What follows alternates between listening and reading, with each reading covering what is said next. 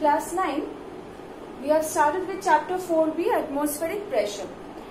This is a numerical from 4a, but you can consider it from 4b also, so you don't have to worry about 4a, 4b. Just see this numerical, okay?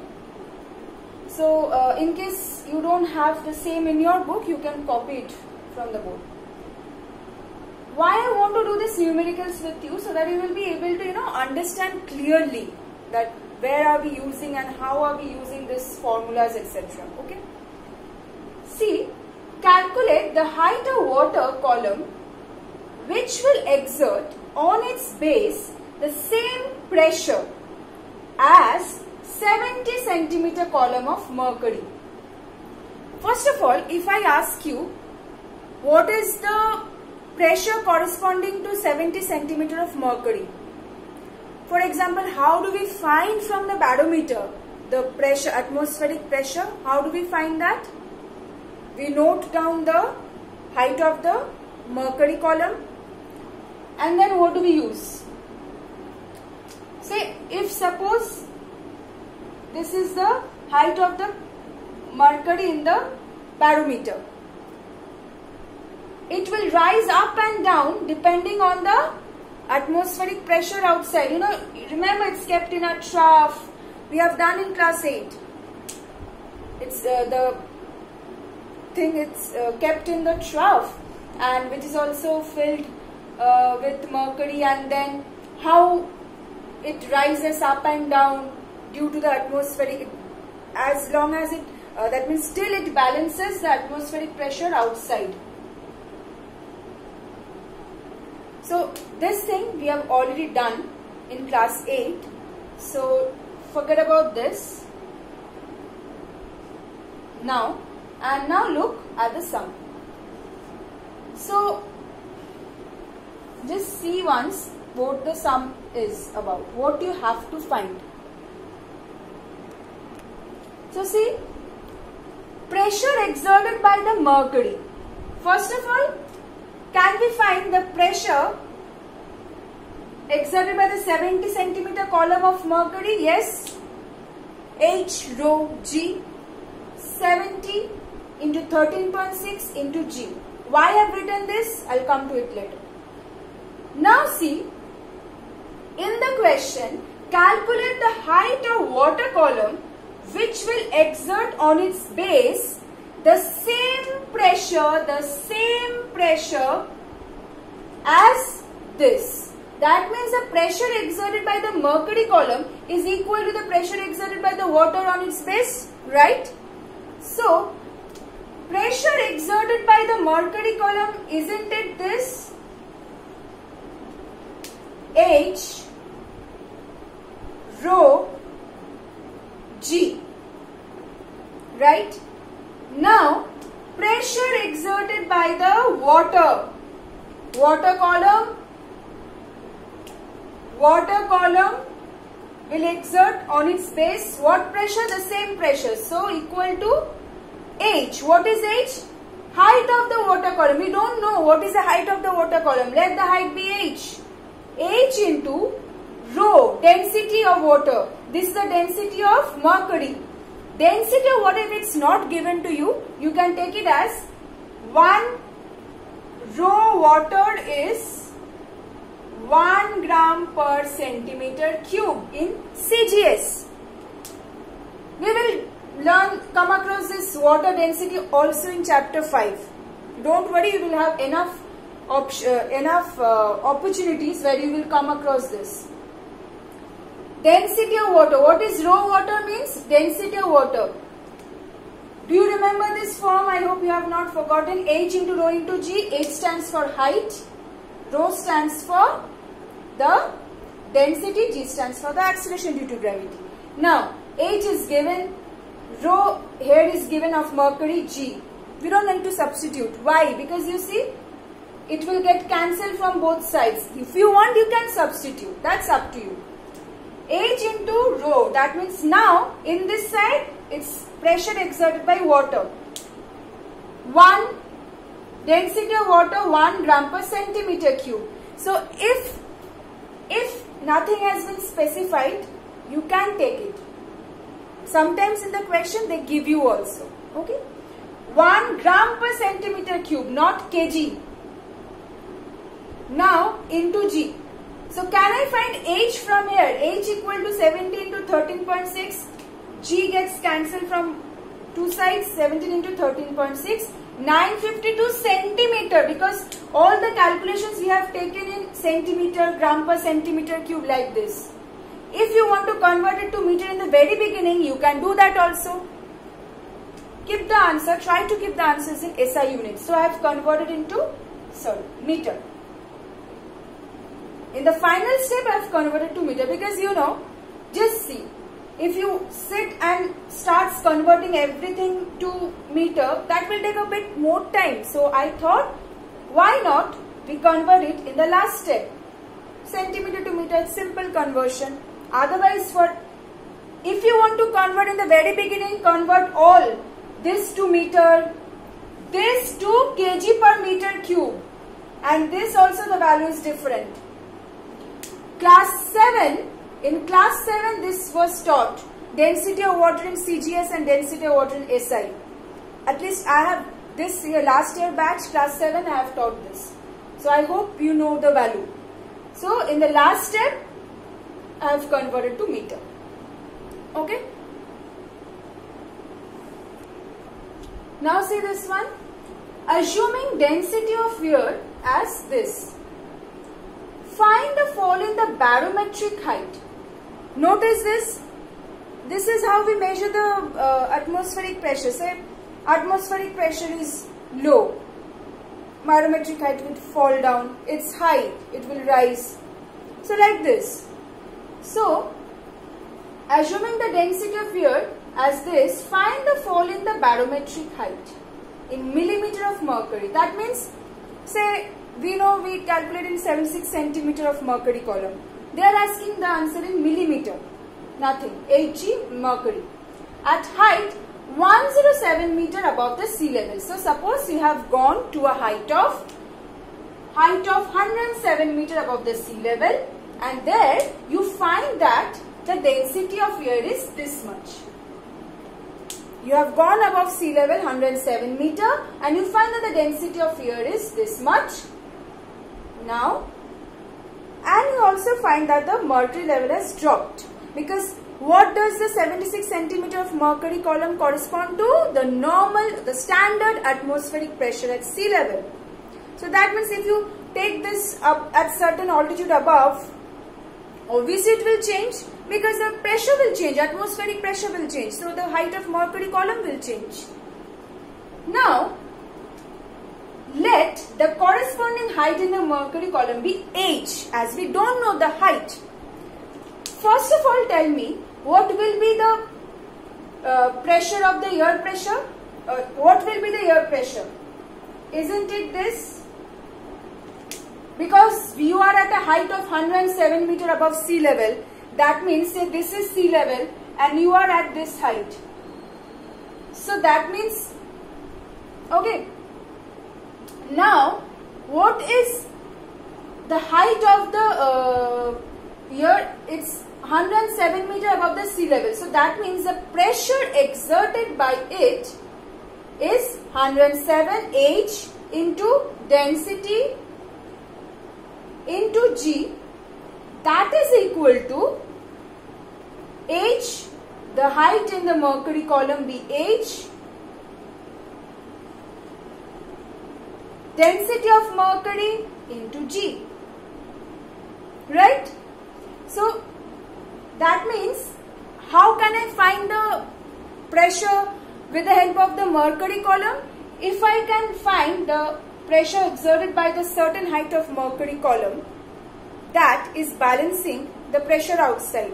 So if I want to calculate this, and I know this and all this, then I can get this. In this numerical it's given you have to find H.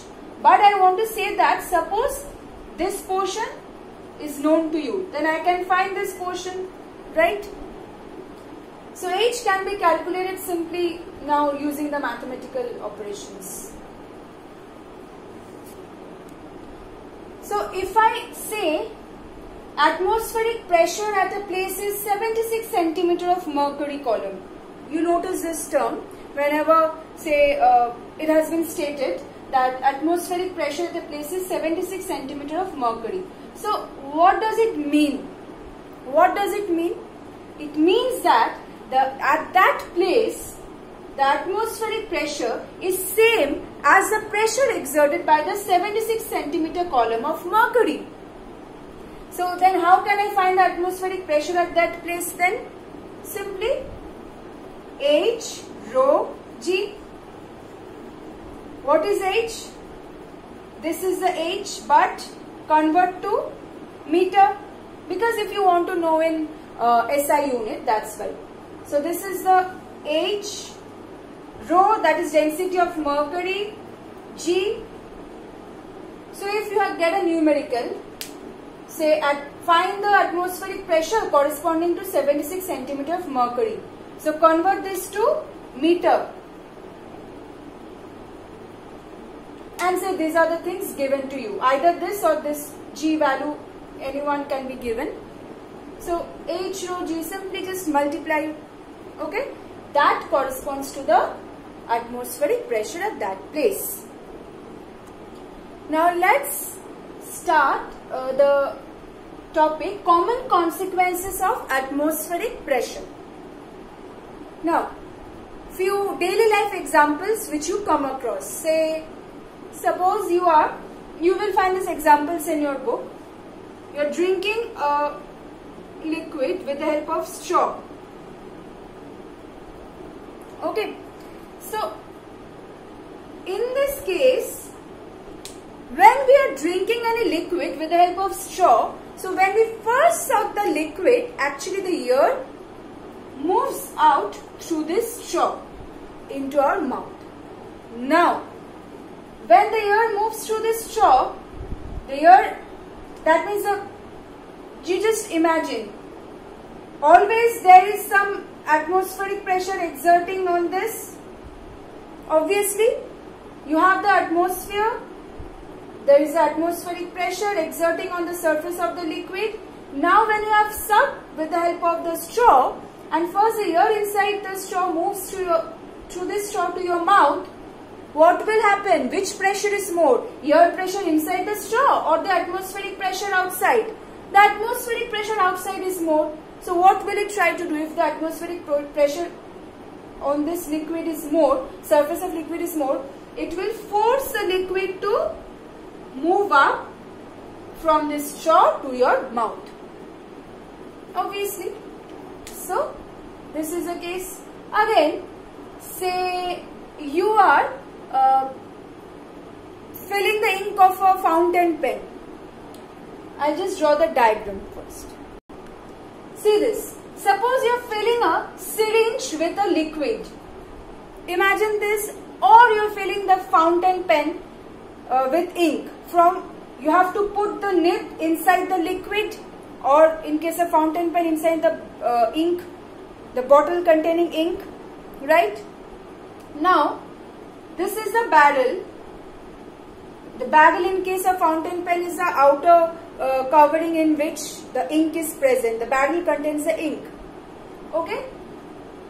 Now, say for example, first this is a plunger. You'll notice in a syringe actually, this type of things. So first it is pressed till its base to drive out the air inside. Done. In case of fountain pen, what do? We press a rubber tube as long as the air is driven out, and then we release the rubber tube. In this case, we move the plunger up to this, like this. First the plunger was lowered, air inside was driven out, now it's placed above. What will happen now?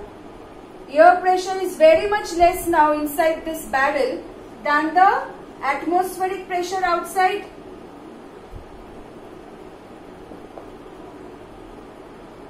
So what will, due to the more atmospheric pressure outside, It's more than the air pressure inside, so it will actually force the liquid to move up through this barrel. As a result, you can refill your ink of the fountain pen also, right? Then again, say you have, okay,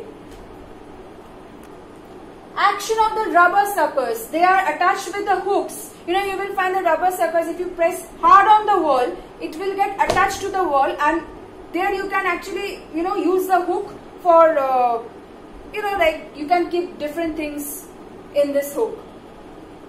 This won't fall down. Why? When you are pressing a rubber sucker hard on the wall, when you are pressing the rubber sucker hard on the wall, this is the rubber sucker.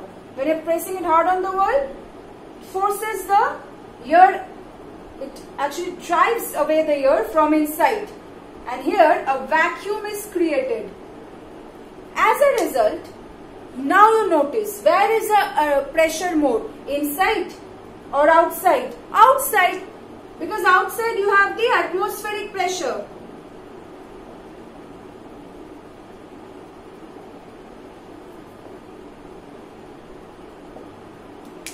This is pressed hard on the wall to drive out the air from inside. That means if air is not there inside this rubber sucker, that means if suppose air was there, pressure of the air would have balanced the atmospheric pressure outside. But now, since the atmospheric pressure outside is more, so it's constantly exerting pressure on the rubber sucker, and obviously it won't fall down. It stays there still as it is. Okay. Next, see. Suppose you have a water tank at this level, and at a lower level you have another tank. You want to transfer water from this tank to this tank. We use siphon tubes. What are that? This, say you have liquid here. Here you have atmospheric pressure. Obviously atmospheric pressure is everywhere, right? Here also you have atmospheric pressure. Now, first of all, what is done? From this end, the air is actually driven out from this end, so that air pressure here is less than the air pressure over here. What do we want? We want to transfer the liquid. We want such an arrangement so that the liquid will be forced to rise up. All of a sudden, otherwise why will the liquid try to rise up through this tube? Through this rubber tube, why will the liquid be all of a sudden will try to rise up? It needs some compulsion. What is that compulsion? Nothing but the atmospheric pressure. Since here the atmospheric pressure now is more than here, so what will happen? Atmospheric pressure is more, so it will actually compel the liquid to rise up. And then why will it fall down? Due to gravity. It cannot stay here, right? It will automatically fall down due to its own weight, due to gravity. And you get to transfer the liquid here. Okay? Then, say you have a balloon. You have a question, I think, in the back of the chapter. A balloon collapses when air inside from it is driven out. Obviously, if air inside the balloon is driven out, atmospheric pressure outside is much huge.